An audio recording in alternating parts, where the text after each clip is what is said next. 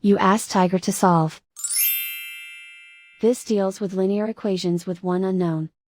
The final result is x equals 9. Let's solve it step by step.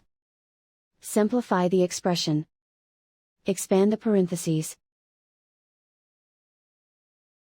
Simplify the arithmetic. Expand the parentheses. Simplify the arithmetic.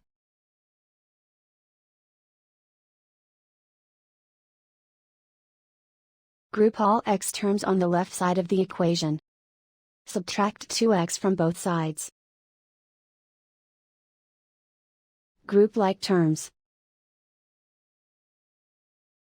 Simplify the arithmetic. Group like terms. Simplify the arithmetic. Group all constants on the right side of the equation. Add 20 to both sides. Simplify the arithmetic.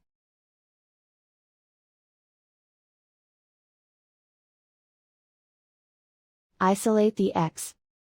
Divide both sides by 2. Simplify the fraction. Find the greatest common factor of the numerator and denominator. Factor out and cancel the greatest common factor. And so the final result is x equals 9.